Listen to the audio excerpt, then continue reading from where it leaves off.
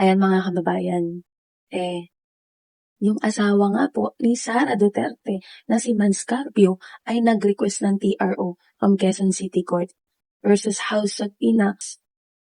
So ito na post na natin to kanina. Mga kababayan alam nyo, the more na pinatatagal nila, the more na mapapaisip yung mga kababayan natin, ano ang kinakatakot ng kampo ni Sara Duterte? Bakit pilit na pilit silang ipahinto itong impeachment proceedings? Di ba kung guilty ang tao, lahat gagawin para ipahinto, para ipatigil. Kasi guilty, mabubulilyaso. Malalaman yung mga sekretong tinatago. Di ba? Pero kung ikaw ay malinis, lalo na sabi ng mga DDS, malinis si Sara Duterte. Walang kasalanan si Sara Duterte. Hindi korap si Sara Duterte. Kung totoo yung mga sinasabi niyo na walang kasalanan at hindi korap, hindi guilty at hindi sinungaling, bakit kailangan, magpatulong, magpasaklolo para ipatigil itong impeachment proceedings, para harangan at hindi matuloy itong impeachment proceedings? Ganyan ba kaduwag si Sara Duterte? At nagpapasaklolo, nagpapatulong?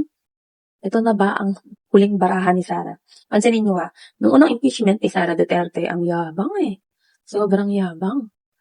Pero itong impeachment ngayon, lalo na bukas, kaabang-abang.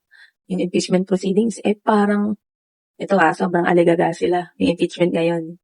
Ang isa sa mga key witness kasi ngayon, dito sa impeachment, ay si Ramil Madariaga.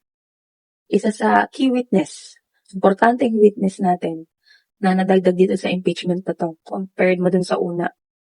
At aligagang-aligaga sila, take note sabi pa nila, si Ramil Madariaga daw ay sinungaling.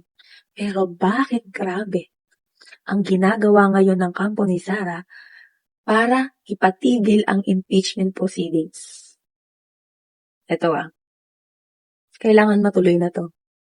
Para naman masampal sa katotohanan ang mga DDS supporters na nagkiklaim na sobrang linis ni Sara at walang tinatago.